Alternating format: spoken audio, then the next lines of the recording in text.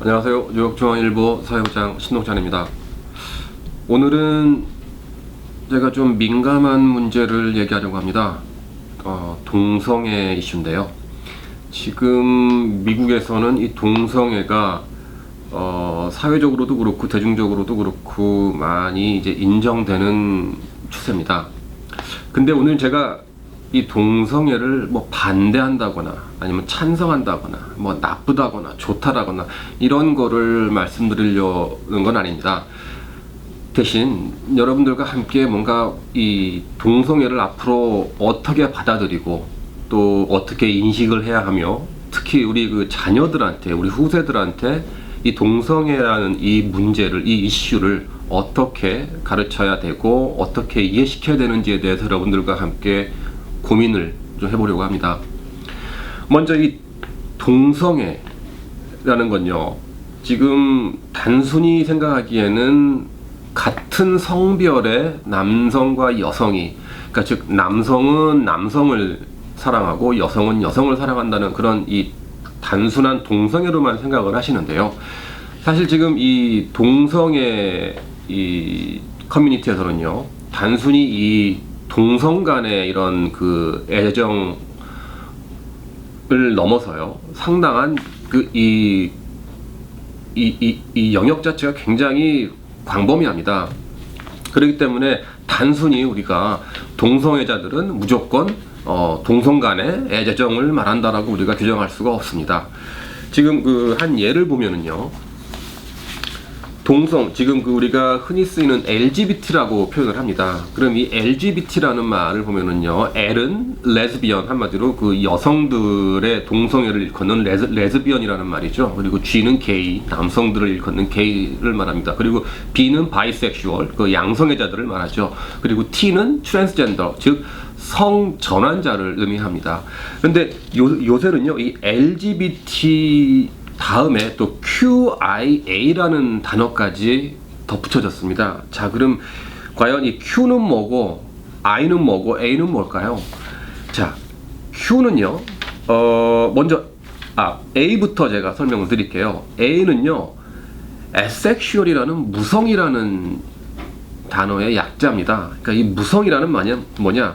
남성과 여성 모두에게 끌리지 않는, 그러니까 성적 지향이 없는 사람을 나타낸답니다. 그러니까 성적 끌림은 없지만 감성적으로 끌리는 유형, 즉 성적 끌림은 있지만 성관계에 관심이 없는 유형을 asexual이라고 한답니다. 그러니까 이 asexual도 즉 이 우리가 흔히 말하는 동성애자의 어떤 그런 영역에 포함이 된다는 말입니다. 그리고 이 I는요, I는 간성을 뜻한답니다. intersex라는 단어의 그 약자인데요. 이 I는 좀 그 이 신체적으로 그 좀 다른 사람들을 우리가 정의하는 건데요. 생식기 구조나 염색체 등이 남성 여성을 구분짓는 일반적 정의와 일치하지 않는 사람을 나타낸답니다. 예를 들어 생식기는 남성인데 염색체는 여성의 구조를 갖고 있는 그런 상태를 인터섹스라고 한답니다. 그러니까 이러한 사람들까지를 우리가 흔히 말하는 동성애자도 저희가 이렇게 범주에 포함시켜서 지금 이렇게 그들의 인권에 대한 그 얘기를 하고 있고, 또 지금 이 사회적으로 이 말하는 동성애 인권과 권리가 이런 사람들까지도 다 포함이 되는 겁니다. 그리고 이 Q는요, 퀴어라는 말의 그 앞글자 Q를 딴 말인데요, 정확히 말하면 젠더 퀴어라는 말이랍니다. 그러니까 성 정체성이 계속 변하는 사람을 나타내는 표현이라고 합니다. 그러니까 성 정체성에 궁금증을 갖고 유동적으로 성별이 변한다 해서 퀘스처닝이라는 약자이기도 한답니다.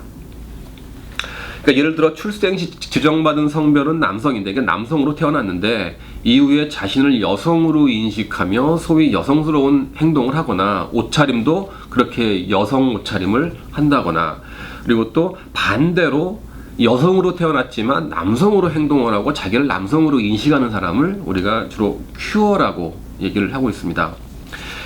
자, 우리가 흔히 이제 이런 사람들을 한마디로 이 성 정체성과 관련해서 이러한 그 일반인, 우리가 생각하는 일반인하고는 다른 사람들을 우리가 흔히 LGBT라고 하고 한글로는 간단하게 동성애자라고 이렇게 표현을 합니다. 물론 이 한글이 갖는 동성애라는 단어가 이 모든 거를 다 포함시키기에는 지금 한계가 있습니다. 그렇지만 여기서는 저희들이 이해하기 쉽게 동성애자라는 말로 이 LGBTQIA 이 모든 거를 포함해서 말씀을 드리겠습니다. 지금 그 미국에서 동성애 그 인권에 대한 싸움은요, 1969년에 그 뉴욕시에 있는 그 성소수자들, 그러니까 즉 동성애자들의 단골 술집에서 그 일어난 폭동이 계기가 됐습니다. 당시에는요, 동성애자들한테 술을 파는 것도 불법이었고요, 술을 파는 술집의 종업원들도 경찰이 주기적으로 단속을 하면서 잡아갔습니다. 그러한 탄압을 견디다 못한 동성애자들이 이제 폭동을 일으키게 된 거죠. 이거를 뉴욕시 스톤월인 폭동이라고 합니다. 그 폭동 이후로 이 동성애자들에 대한 그 인권 운동이 본격적으로 시작이 됐고요. 지금 거의 이제 한 반세기가 지난 지금은 세상이 완전 바뀌었습니다. 그래서 이 미국의 정부도 정책적으로 동성애자들의 권리를 인정하는 정책들이 계속 나오고 있고요. 국방부도 군대 입대를 공식적으로 허용하기 시작했습니다. 그리고 또 교육 쪽에서는요, 교과서에 이 동성애라는 이 문제를 수록해서 이제 그 우리 후세들에게 가르친다고 지금 그러한 방안을 추진 중에 있습니다. 그런데 이 교과서에 동성애 관련 내용을 수록을 하고 교육을 시킨다는 면에서 많은 학부모님들이 우려를 갖고 있습니다. 걱정을 하시는 거죠. 우리 아이들한테 이거를 가르쳐야 되나? 근데 말이죠, 단순히 이거를 안 된다라고만 할 게 아니라요. 자, 그럼 이미 동성애는 미국 같은 사회에선 이미 사회적으로 인정받고 대중적으로 일반 보편화된 인권으로 성장을 하고 있습니다. 그럼 우리 자녀들이 성장했을 때는요, 이미 동성애는 지금보다 훨씬 더 발전된 인권과 그 시대의 대중적 이해도는 굉장히 지금보다 더 광범위하고 더 진보적일 겁니다.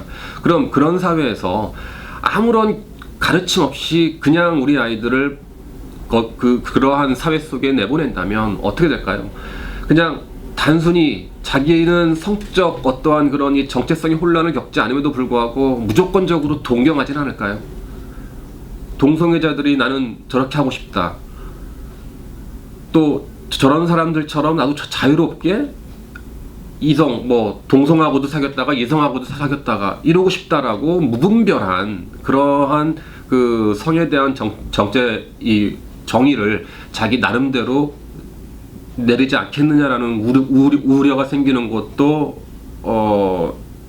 본능입니다. 그래서 차라리 교과서 같은 데에 교육 체계를 이용해서 이 동성애를 우리 자녀들한테 교육을 시키는 것도 좋은 방법이라고 또 말할 수 있겠습니다. 그리고 또 가장 중요한 건 가정교육이겠죠. 가정에서부터 동성애가 어떤 것이고 또 동성애를 어떻게 받아들여야 하며 또 이것이 갖는 또 신체적 건강상의 문제, 사회적인 문제, 이런 문제들을 부모가 자녀와 함께 그 집안에서부터 가르친다면 좀 우리 아이들이 좀 이렇게 아무런 제재 없이 무조건적인 동경을 한다거나 아무런 꺼리낌 없이 받아들이는 것보다는 오히려 부모나 이런 이 사회가 어떠한 그런 가이드라인을 하나 잡아주는 것도 저는 좋은 생각이라고 생각이 드는데요. 여러분들은 어떻게 생각하실지, 우리가 이 문제는 앞으로도 오랫동안 우리들이 고민을 해봐야 될 문제라고 생각합니다. 오늘 여기 마치겠습니다. 감사합니다.